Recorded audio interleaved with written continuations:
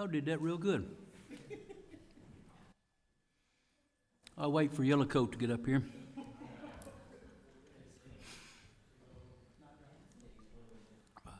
He told me tonight was going to be the last time he could wear it this year. That's what his wife said.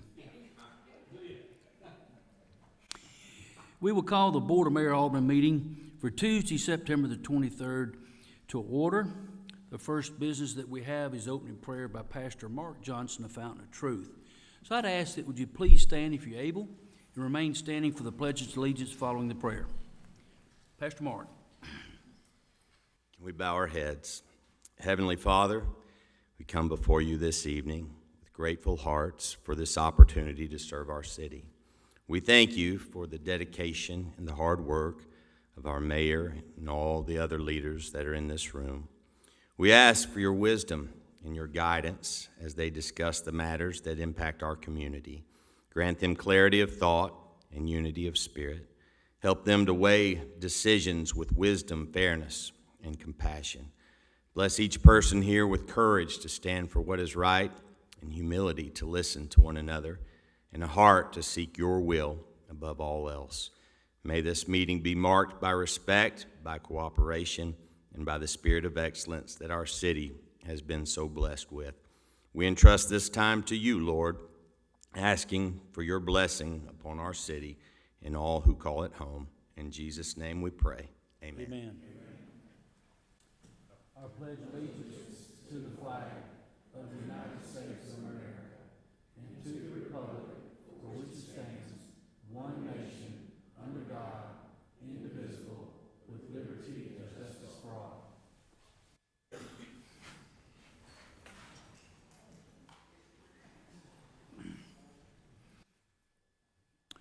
Madam Clerk, will you read the future meetings into the record, please? Bartlett Station Commission, October 1st at 7:30 a.m. City Beautiful Commission, October 2nd at 6:30 p.m. Industrial Development Board, October 2nd at 7 p.m. Family Assistance Commission, October 6th at 6 p.m. Planning Commission, October 6th at 6:30 p.m. Beer Board, October 7th at 6 p.m. Parks and Recreation Advisory Board, October 9th at 6 p.m. and YMCA Advisory Board, October 13th at 6 p.m.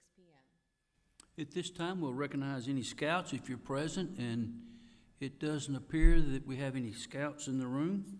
So we will move to the official business of the day. The first order is the approval of the minutes. Item number 1 is the minutes of the September 9th, 2025 Board of Mayor Alderman regular meeting. If there is no corrections, errors, or omissions, the chair would entertain a motion to approve. Move to approve. Second. Been properly motioned by Alderman King and seconded by one of the two. So, Madam Clerk, will you present the roll before the Alderman, please?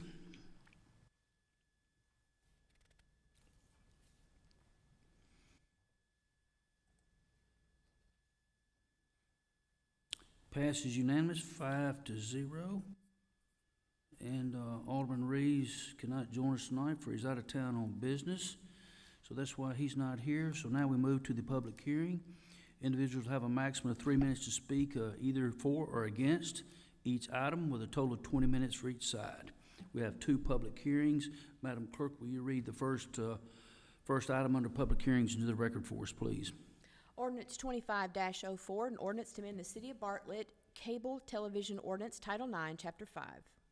At this time, those who wish to speak in favor, please come to the microphone. Seeing no one coming forward, those who wish to speak in opposition. Seeing no one coming forward, we will adjourn the public hearing for item number 1. Madam Clerk, read number 2 into the record, please. Ordinance 25-05, an ordinance to enact the City of Bartlett Telecommunications Ordinance, Title 9, Chapter 8. Those who wish to speak in favor of ordinance 25-05, please come forward. Seeing no one come forward, those who wish to speak in opposition. Seeing no one coming forward, we will adjourn the public hearing for ordinance 25-05. We now move to unfinished business. Madam Clerk, can you read item number 1 under unfinished business, please?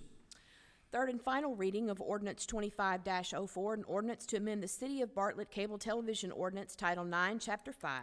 This is the third and final reading. Mr. Will White, who's here in place of Mr. Ed, will give an explanation for the city. Good evening, Mayor, members of the board. This is an ordinance to amend the cable television ordinance. What it does is it effectively repeals the existing cable ordinance and enacts a new one in its place. The existing cable ordinance has not been amended since the 90s, so this one brings it up to date.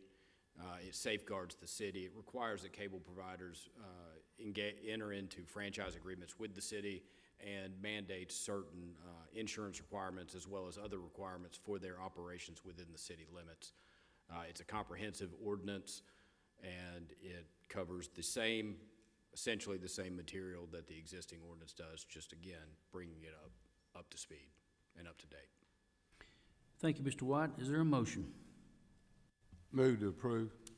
Second. Been properly motioned by Alderman King and seconded by Alderman Griffin. Madam Clerk, is there any discussion? No questions, Madam Clerk?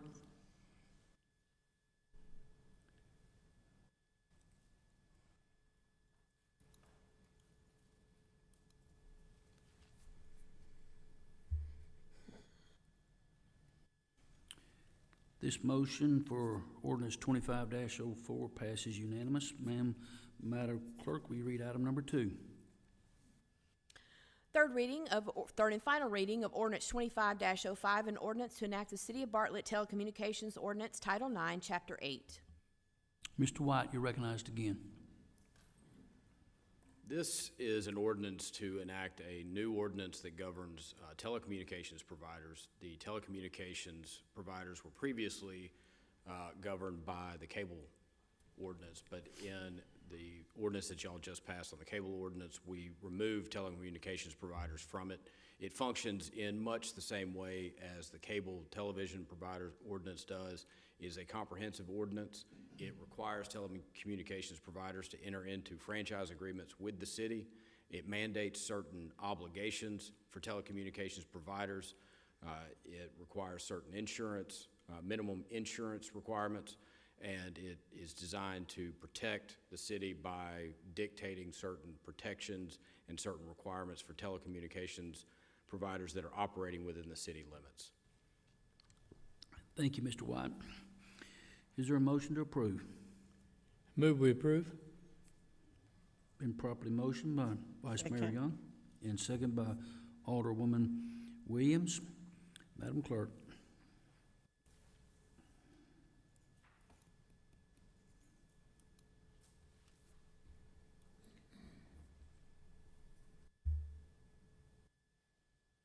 It also passes unanimous 5-0. There is no items or no content on the consent agenda. Now we move to new business. Madam Clerk, item number 1. Appoint Shane Pugsley to the Parks and Recreation Advisory Board. Been properly motioned by Alderman Griffin. Second. Seconded by Alderman, was it Quinn? Okay, good. Ms. Shane, are you in the crowd? Yeah, okay, good. Please stand so we can see you. So we just want to say thank you. Thank you for willingness to serve as a volunteer on one of our boards. We are very grateful for you. Thank you. Madam Clerk, item number 2. Well, probably be good if we vote on it, wouldn't it?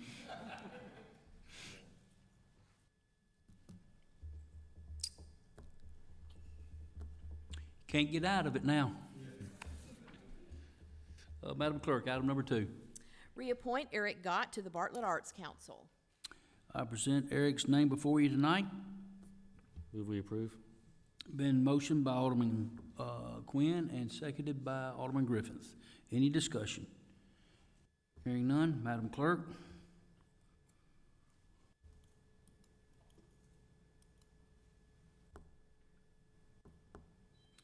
Also approved by unanimous. Mr. Gott, will you please stand if you're in the crowd? Thank you.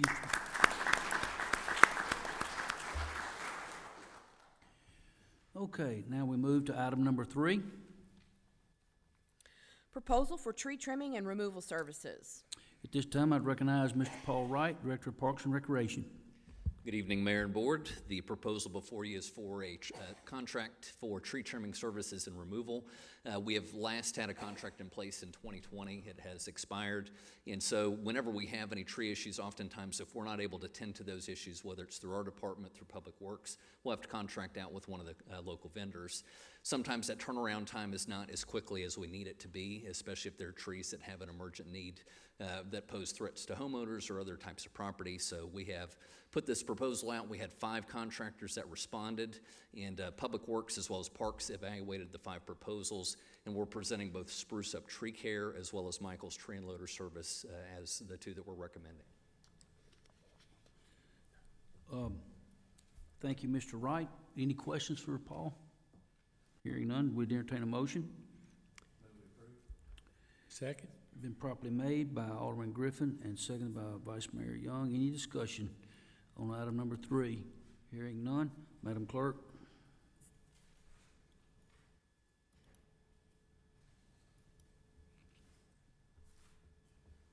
It passes also unanimous 5-0. Now, Madam Clerk, we read item number 4. Community Development Block Grant for the A.G. Warner Jr. Water Treatment Plant Improvement Project. This time, we'll recognize Mr. John Horn, Director of our Engineering Department. Good evening, Mayor and Board. We've got some good news. We have acquired a grant from the Community Development Block Grant Program, otherwise known as CDBG, in the amount of $450,000.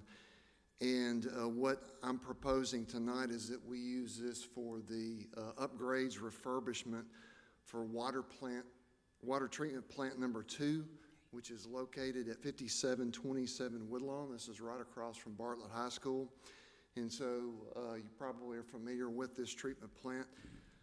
As early as 1950, the city constructed a water treatment plant in this area on Woodland Street in order to produce fresh drinking water in the area.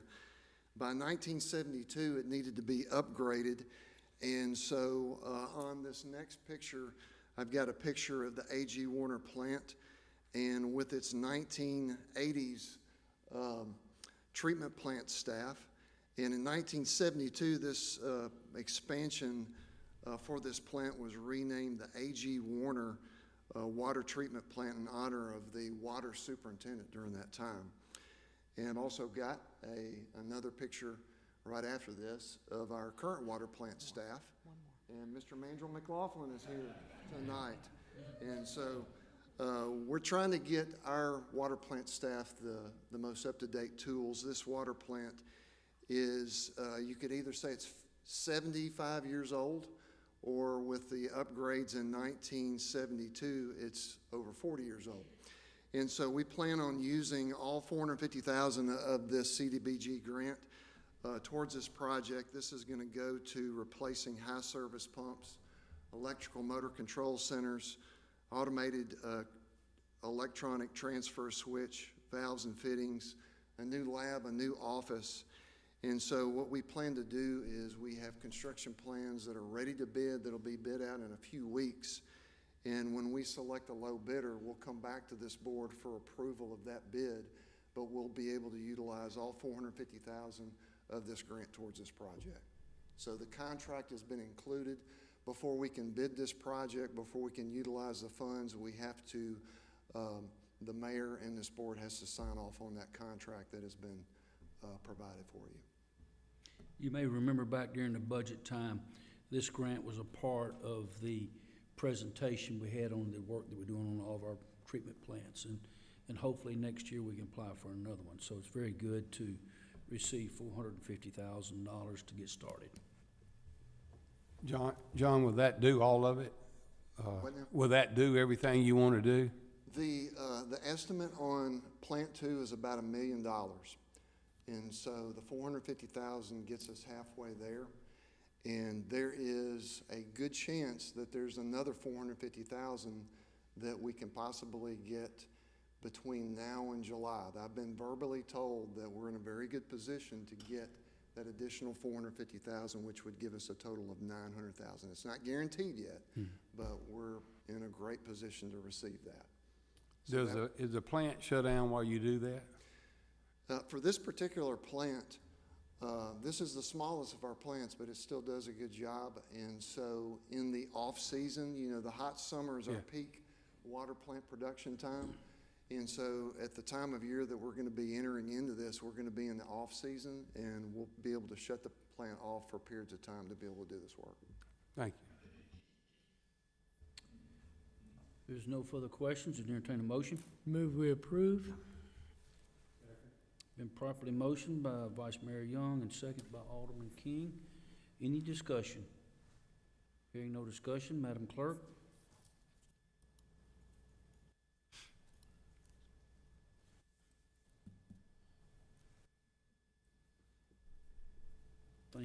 Thank you, Mr. Horn. Madam Clerk, it passes 5-0. Madam Clerk, we read item number 5 into the record, please. Design contract for sewer equalization tank and sewer system upgrades for the Fletcher Creek Sewer Basin. Mr. John Horn, you're recognized. So this is finally, after a number of years, we're able to provide a proposed design contract to fix our problem that we have in the Fletcher Creek sewer system. So I wanted to, this has been going on since 2019. So I wanted to just give a little bit of brief history on the situation, where we've been, and what we propose to do going forward. So I've got a map of Bartlett here, and as you're probably familiar, our city is divided up. We have 6 major creeks in the city of Bartlett, and I want to kind of bring your attention to the ones to the north, the northern half of our city, Howard Creek, which is over near Billy Mayer, Rayner Creek, Buckhead Creek, and Oliver Creek. And the city's sewer system, if you live in that area, the sewer is serviced to the north to one of 2 of our wastewater plants that we operate as a city along Old Brownsville Road. Now, if you look at the southern part of our city, we have 2 creeks, the 2 major creeks being Harrington Creek, which is over on the west side, and Fletcher Creek over on the east side. So both of those creeks, if you live in that area, the sewer flows south towards the city of Memphis, and in the treatment process, the sewer for those areas is treated by Memphis wastewater treatment plants. So on the next slide, in 2019, we received a report from the city of Memphis, basically called the Fletcher Creek Report. And in that report, and the city administration both requested that we as the city of Bartlett construct 3 sewer holding tanks in excess of 500,000 gallon capacity total for all 3 of those.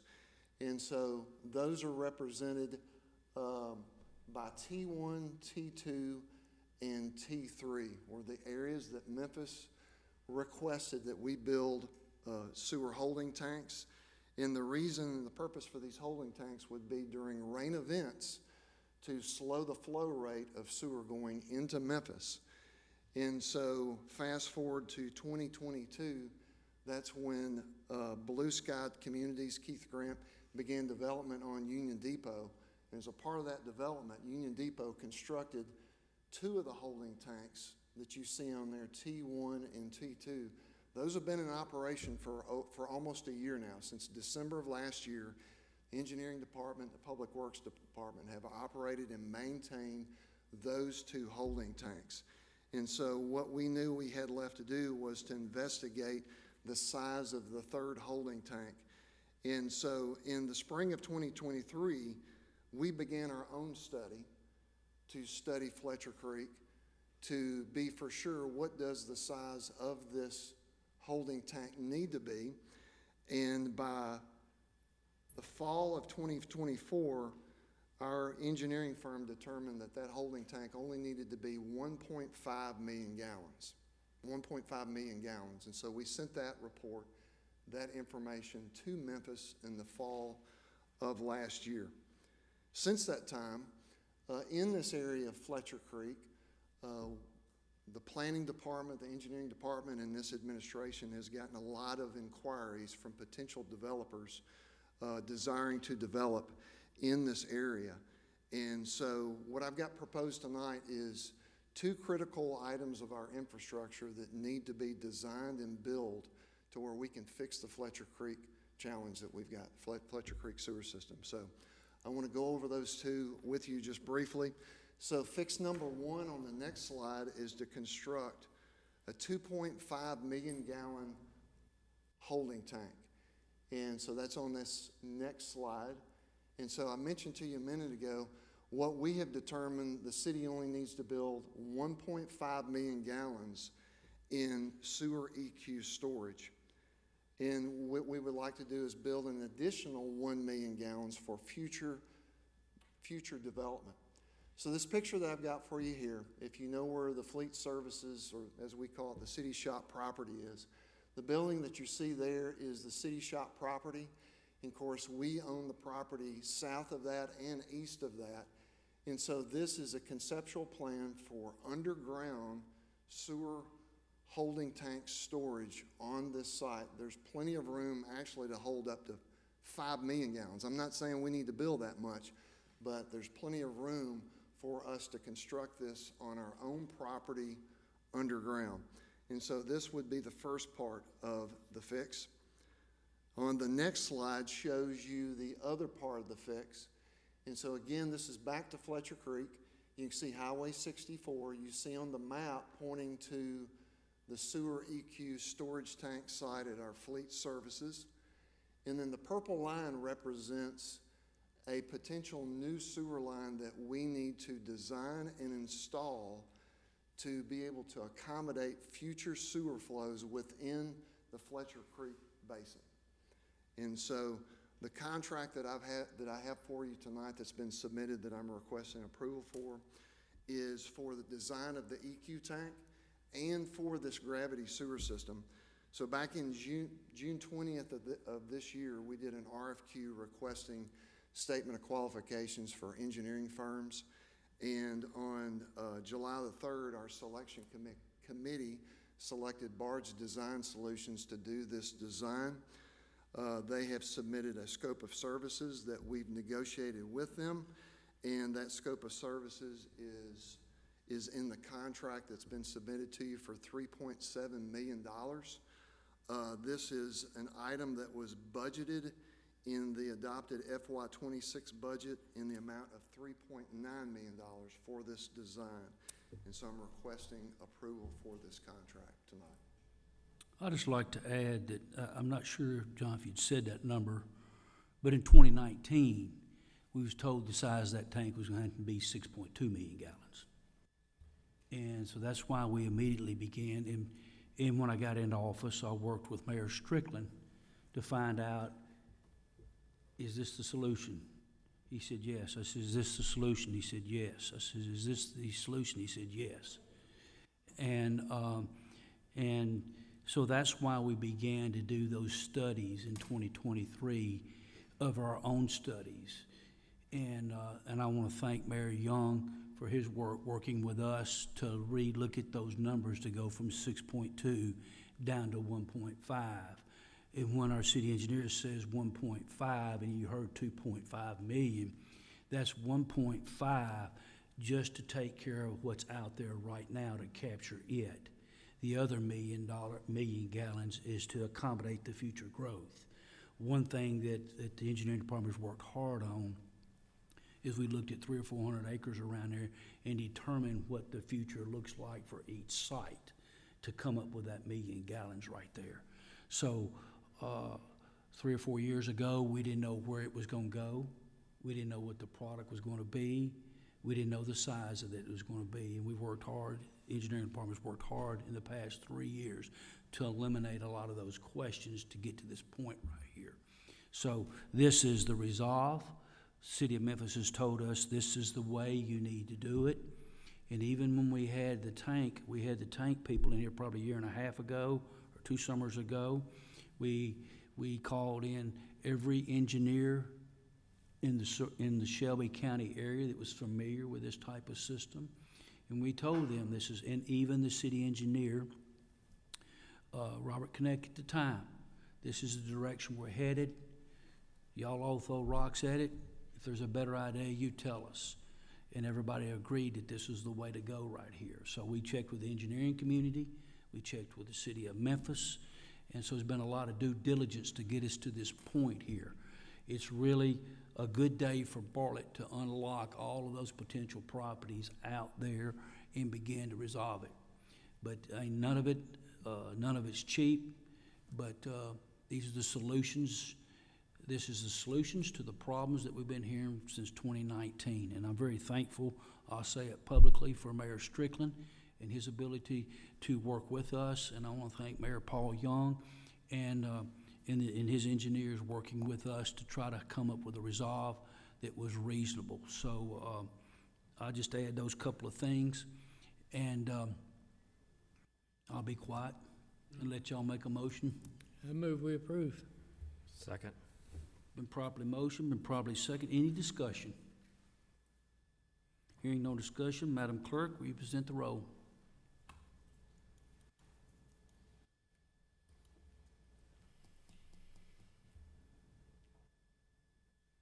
Passes unanimous, 5-0. Madam Clerk, can you read item number 6?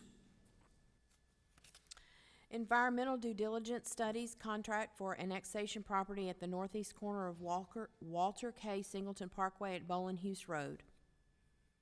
Ms. Kim Taylor, Director of Planning and Economic Development. As you all know, we annexed 300-plus acres of land in February of 2024 to create another industrial park that we now call Bartlett Innovation Park. Tonight, we are excited to let you know that we've been awarded 2 significant grants that will support the development of Bartlett Innovation Park, our community's newest expansion effort. Bartlett already has a thriving industrial park anchored by our existing 826-acre industrial area. Our current industrial park area is the hub for leading medical device companies and other successful businesses such as Brother Industries, Kelly, Brims, Memphis Record Pressing, and American Optics, just to name a few. Together, these firms generate an impressive gross regional product of $8.3 billion annually, which is nearly equals to the output of all other suburban communities within our county combined. Bartlett Innovation Park represents the next chapter in our success story, with the goal of creating new, high-quality jobs for our region. The grant announced tonight are essential for making this vision a reality. We are grateful to the State of Tennessee, Department of Economic Development, and the Tennessee Valley Authority for awarding this funding to support due diligence studies. These resources will fund key environmental assessments and other preparatory work to help Bartlett Innovation Park become a certified Tennessee site. This progress highlights Bartlett's commitment to fostering growth, attracting new businesses, and positioning our community for long-term economic success. We posted an RFQ, a request for qualifications, back in August 7th of 2025, and on September 15th, we held a contracts committee, and we selected A2H to take care of the due diligence studies for the property. So tonight, we are requesting your acceptance of these grants and the acceptance of the contract with A2H. Thank you. Thank you, Ms. Taylor. I'd just like to add one thing that this is the reason that we was able to annex the property, because the property owners knew that a lot of these opportunities for grants was not open up unless the city was involved. And that was been the purpose, to get these things so that we can make this a certified state in West Tennessee. This is still, I'm told, the only 200-acre plus site in Shelby County without going down to President's Island. So we've been getting a lot of inquiries on that, and then we get these studies done right there. That's only putting us one more step closer to the finish line. And I'm very excited that we was able to get there. There was a lot of due diligence, a lot of work, and not everybody gets these grants from from the state and from the EDC, and we're very blessed to be blessed with these 2 grants. And these 2 grants will help us do a lot of the environmental studies that we need to do to make us a site ready. And people come into the Nashville, and one of the first things they stop at the EDC department in the state of Tennessee is they say, we'd like to come to West Tennessee. What sites are site ready? And this is a piece of the puzzle that will be able to check those boxes. When I say site ready in the environment, they want to make sure that they don't want to come look at a site that could have had a potential garbage dump under it. And these clears a lot of those ifs and whats and maybes out of the question, so that hopefully they can move and make the best decision they can and place a good business in the city of Bartlett. So with that, I would ask for a motion. Second. Been properly motioned by Alderman Griffin and second by Alderman King. Is there any discussion? Any questions? Hearing none, Madam Clerk.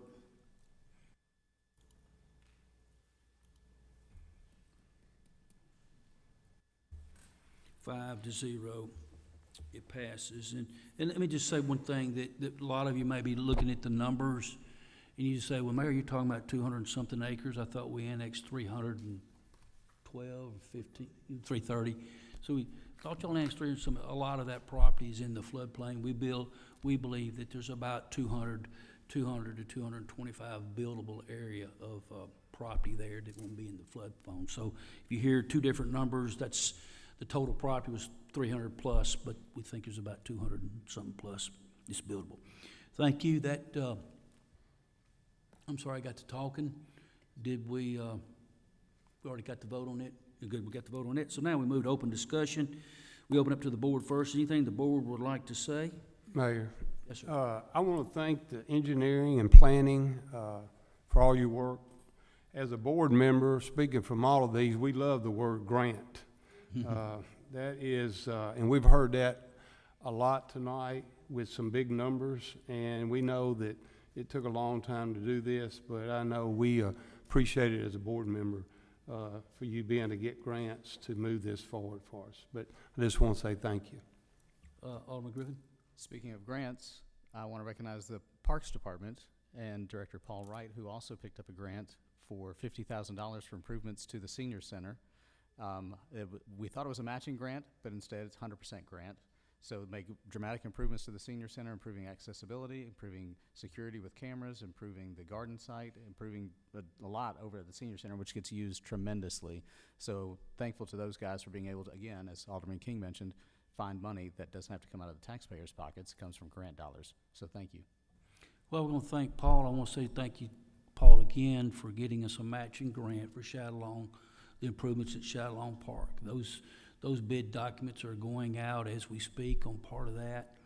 And so we'll be able to complete that project. I know a lot of you have been wondering when Shadalong going to be fixed with concession stands, bathrooms, the walkways, the parking lot, and the playground over there. So we are working diligently trying to make hay while the sun's shining before some of this bad weather sets in.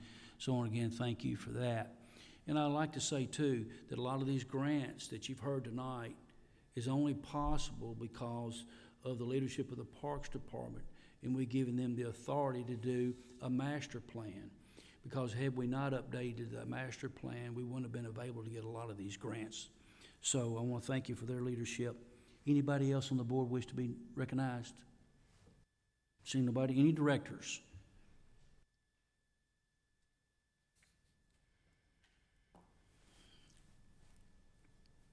Well, it's fall, so what does that mean? It means it's time for the Bartlett Festival, and we're so excited. We can't believe it's only a week and a half away. But if you loved all Bartlett live music, which our citizens came out for that in tremendous crowds, we have some more great music coming up on the festival. It's October 3rd and 4th. On Friday night, we have another country band. Everybody seems to like the little country. It's called Truck Packed Revival. So get your cowboys boots back out and your hats, and let's come with that. And then after that, we have a really great cover band called Formerly Known As. You can dance to that too, and then lots of barbecue going on. And then on Saturday, we've got the Bartlett Community Concert Band coming back. We've got some demonstrations by some of our kid groups and the Canines, and then we have another cover band called Clean Slate. And we're excited that Pinnacle Bank has stepped up, and they are our sponsor this year for the stage. We're excited about that, so we'll see you at the Barbecue Festival. October 3rd and 4th, and I think we can have room for a few more teams for the barbecue. We're full with vendor booths. We're excited about that too.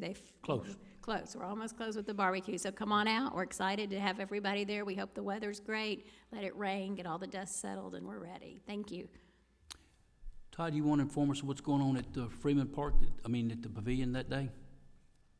I don't think she got that one. I was actually going to be a little different and let her handle it today, but that's all right, no problem. Yeah, so on Saturday, October the 4th, we have teamed up with Deep River Fit, and the Legends Never Die fitness competition is going to be happening that morning at 8 o'clock. I will not be participating, but I will be there to observe, and it's going to be fun, so come on out. Thank you. Oh, and the car show, Mustangs of Memphis car show on Saturday, 8 to noon. So cars, people working out, barbecue, music. Come on out. Don't stay home this weekend. He said this weekend. Next weekend, okay. Any other director wish to be recognized? Seeing none, we'll move to the open discussion citizen forum. Madam Clerk, does anybody turn a form in? You want to call the name out? Tammy Kirk, and please state your name and your address for the record. Good evening, Aldermen and Board. My name is Tammy Kirk, and I reside at 3433 Big Springs Lane within the city of Bartlett. And I understand this might not be a forum where things can be decided on, but I wanted to bring it here. I have already addressed the school board, and I have already addressed the members of the school board who are responsible for this.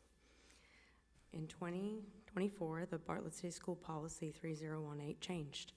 It modified the requirements for school transportation to align with Tennessee Code 49-6-2101 that also changed in 2024.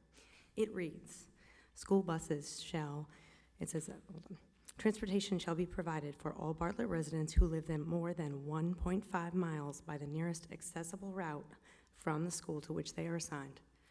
As of now, Appling Middle School is in violation of this. Appling Middle School in violation of this for every neighborhood outside that is along Ellis Road, all homes along Ellis, all homes that are within Fletcher Hollow, which is where I reside. The walking paths from there exceed 1.5 miles. They are 1.7, 1.8, and there is no shorter route. The consistent response I received from the transportation supervisor, the BCS General Counsel, and the chairman of the school board at the last meeting was that we fall within the area of parent responsibility. This parent responsibility zone was removed from the transportation policy when it updated in 2024. I have a list of addresses that have walking distances and provided sidewalks that are 0.3 miles walking, 0.4 miles walking, less than 1.5 miles walking, 0.9 miles walking, and 1.0 miles walking that are all considered eligible and have buses provided.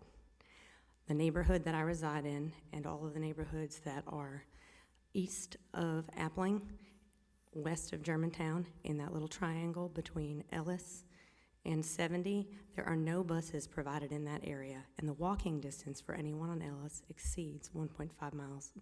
From my small area, driving it's a mile, but there is no walking path. The walking path exceeds it. So I'm bringing it here so it goes on record that they are failing to follow this policy for a number of students within Appling School. I will continue to bring it to the school board, and I will continue to escalate it if needed.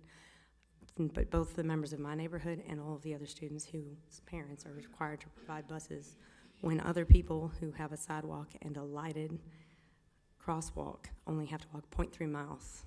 So I just wanted that on record. Thank you so much for your time. Thank you, Ms. Kirk.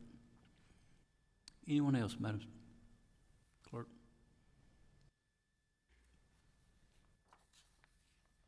Is anybody else? Oh, okay. Seeing no one else wishing to come forward, Chair to entertain a motion to adjourn. All business has been dealt with. Motion? Been a motion and a second from Alderman Williams. Call the meeting adjourned.